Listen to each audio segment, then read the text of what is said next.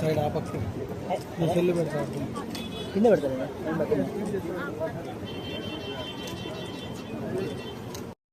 MRF centre కూడా అంటే ఏ రోజు వచ్చిన చెత్తని ఆ రోజే క్లీన్ చేయడానికి కూడా పనులు ప్రారంభిస్తున్నాము. ఇప్పుడు కొద్దిగా పనులు అవి కూడా పురోగతిలో ఉంటాయి. అలాగే మన ఊర్లో వచ్చే నీళ్లు త్రాగునీరు మనం చేసిన తర్వాత ఈ డ్రైనేజ్ వాటర్ లో పోయేసి మన ముందు కింద ఉన్న చెరువుల్లో కానీ అక్కడ ఇక్కడ ఈ డ్రైనేజ్ వాటర్ అన్ని పోయి అంటే ఇక మనం వచ్చిన మురుగునీరు అంతా కూడా పోతుంది. అక్కడంతా కూడా మొత్తం మడుగుమార్దే అవుతుంది. కాబట్టి అక్కడ కూడా మరుగునీటి శుద్ధి కేంద్రం కూడా చేయడం జరుగుతుంది. కాబట్టి అందిస్తూ ఈ రోజు 179 కోట్ల రూపాయలతో మనకందరికి కూడా ఇంటింటి కొలాయి ఏర్పాటు చేసే గొప్ప కార్యక్రమానికి భూమి పూజ చేయడం చాలా సంతోషంగా ఉంది. నిజంగా ఇంత పెద్ద ప్రాజెక్టు మనకు రావాలంటే దాని వెనుక మన అమ్మినేని సురేంద్ర బాబన్న గారి కృషి ఎంత ఉందో మనం అందరం కూడా అర్థం చేసుకోవాల్సిన అవసరం ఉంది.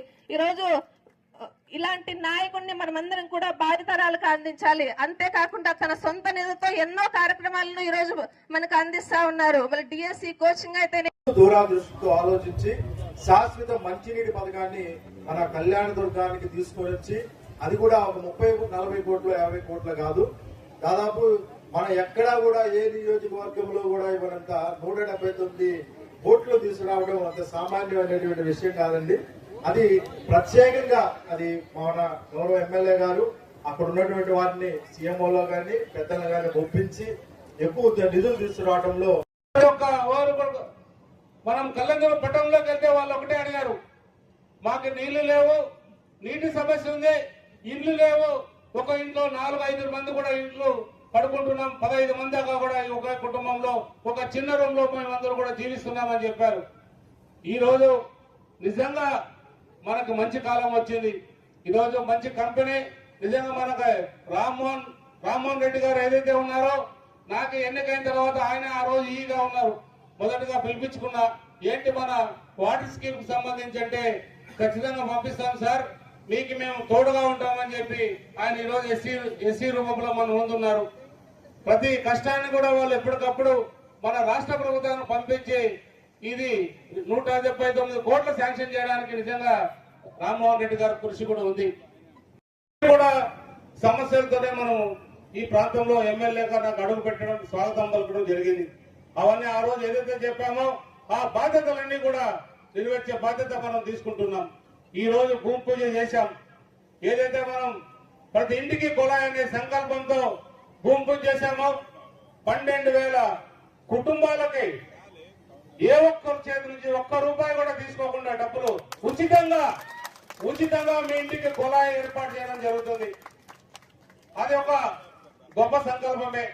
వాళ్ళు 2028 మార్చికి పూర్తి చేస్తారంటే ఇక్కడే ఉన్నారు కాంట్రాక్ట్ సంబంధించిన వ్యక్తులు.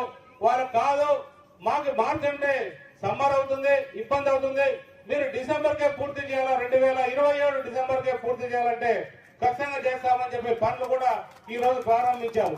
అంటే టెంకాయ కొట్టి పోయే రకం కాదు. నేను వాళ్ళకి ఒకటే చెప్పాను, టెంకాయ కొట్టాలంటే పని ఖచ్చితంగా రోజు కూడా జరగాలి, అప్పుడే మేము టెంకాయ కొడతాం తప్ప ఈ రోజు టెంకాయ కొట్టి మరి నెల తర్వాత లేదా 5 నెలల తర్వాత వచ్చి పనులు ప్రారంభిస్తామంటే కుదరదని చెప్తే వాళ్ళు ఈ రోజు టెంకాయ కొడితే ఈ రోజే మన పార్వతీనగర్ కావచ్చు, బసవేశ్వర కావచ్చు, లేదా ఇందిరమ్మ కాలనీ కావచ్చు, లేదనుకుంటే మారంపల్లి కావచ్చు, ఇవన్నీ కూడా అన్ని కూడా ఇచ్చాం. ఏ ప్రాంతంలో ఏమేమి చేయాలి, చాలా ఎత్తైన ప్రాంతంలో చాలా నివాసం ఉంటున్న వాళ్ళకి నీళ్లు రావనేది ఆ రోజు ఎన్నికల సమయంలో మా దృష్టికి తెచ్చారు. అలాంటి సమస్యలు కూడా ఉండవు. ఇప్పుడు ఏదైతే ఎత్తైన ప్రాంతం ఉన్నా కిందున్నా ఒకే రకంగా వాళ్ళ ఇంట్లోకి నీళ్లు పోయే విధంగా కూడా ఇంజనీర్లు కావచ్చు లేదా కాంట్రాక్టర్ కావచ్చు ప్రణాళిక ప్రకారంగా తయారు చేశారు. మన చిన్న రోడ్లు ఏవైతే ఉన్నాయో ఆ రోడ్లో పైపులు వేయడానికి తవ్వితే వాళ్ళకి ఒకటే నేను చెప్పుకున్నా, మీరు రోడ్లన్నీ తవ్విపోతే మాత్రం మళ్ళీ మేము సిమెంట్ రోడ్లు వేసుకోవాలంటే కష్టంగా ఉంటుంది. మీరు ఆ రోడ్లు చిన్న రోడ్లు ఏవైతే ఉన్నాయో అవన్నీ కూడా సిమెంట్ రోడ్లు వేయించాల్సిన బాధ్యత కూడా మీరే తీసుకోవాలని కూడా వాళ్ళకి చెప్పడం జరిగింది. అంటే ఇవన్నీ ఏంటంటే మనం చేసే పని ఎట్లుంటుందంటే చాలా మంది కాలువ తవ్వి పైప్ లైన్ వేసిపోయిన తర్వాత ఆ గుంత పూడ్చకపోతే అదొక ఇబ్బందికరమే. రకరకాలుగా ఇబ్బందులు ఉంటాయి. అవన్నీ కూడా నాకు తెలుసు కాబట్టి ముందే చెప్తున్నా, 2 పనులు సంపూర్ణంగా పూర్తి చేయండి. రోడ్ వేయండి, పైప్ ప్రతి ఇంటికి కొలాయి కనెక్షన్ ఇవ్వండి, ప్రతి ఓవర్ ట్యాంకులు కట్టండి, లేదా ఈఎల్ఎస్ఆర్లు కట్టండి, లేదా ఇంకో రకంగా అన్ని కూడా కట్టి పూర్తి చేసి ప్రజలకు కళ్ళందు భైరవ దీప ప్రాజెక్ట్ ఏదైతే ఉందో 2020 పూర్తి చేస్తామని మా ముఖ్యమంత్రి గారు ప్రకటించారు. మేము కూడా చెప్పాం. అందులో భాగంగా అన్ని కూడా పనులు అవుతున్నాయి.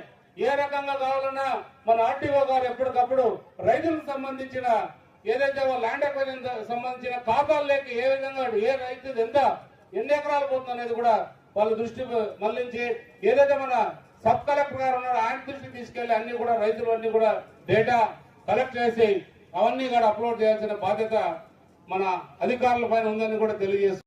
వాళ్ళ అన్ని డబ్బులు ఈ దీంట్లో మిగిలిచ్చి వాళ్ళు చేసుకోవడం ఏం లేదు. ఇది ఇబ్బంది పెట్టాలి ఎందుకని చెప్పి ఆ కాంట్రాక్టర్ కూడా ఈ ఎక్కడికక్కడ ఆపేసి వెళ్ళిపోవడం కూడా జరిగింది. ఈ ప్రాజెక్టే కాదు, బీటీపీ ప్రాజెక్ట్ విషయంలో కూడా వాళ్ళు ఎక్కడ ముందుకు కదులుకోకుండా పోయడానికి కారణం అదే. అలాగే పేరూరు ప్రాజెక్టు కావచ్చు, లేదా ఏదైతే మన మారాల నుంచి ఇది జీడిపల్లికి వస్తాను నీళ్లు వైండింగ్ కావచ్చు, ఇవన్నీ కూడా నీటి ప్రాజెక్టులన్నింటినీ కూడా ఆ రోజు వాళ్ళు పూర్తిగా నిర్లక్ష్యం చేశారు. అంటే మన అనంతపురం జిల్లాకి నీటి ప్రాజెక్టులు ఎంత ముఖ్యమో మనందరికీ తెలుసు. ప్రతి ఒక్క రైతుకు కూడా నీళ్లు కావాలి, ప్రతి ఒక్క బోర్బావులో నీళ్లు ఉండాలంటే కూడా మనకి నీళ్లు నిత్యం ప్రవహిస్తుంటేనే ఆ నీటి సమస్య పరిష్కారమై రైతులు పండించే మంచి పంటలు పండించి వాళ్ళ కుటుంబ సభ్యులు కూడా ఆనందంగా ఉండేటట్టు, వాళ్ళ పిల్లలు బాగా చదివించుకునేటట్టు ముందుకు కదులుతారని కూడా అది మా ముఖ్యమంత్రి గారు సంకల్పించే ఈరోజు అవన్నీ కూడా ఏర్పాట్లు చేసి అన్ని ప్రాజెక్టులు ఇవే కాదు, మనకి ఏదైతే తిమ్మ సముద్రంలో ఉందో ఇండస్ట్రియల్ సంబంధించి ఇండస్ట్రియల్ పార్క్ అది ఇంకా కూడా పెంచే కార్యక్రమాలు ఉన్నారు.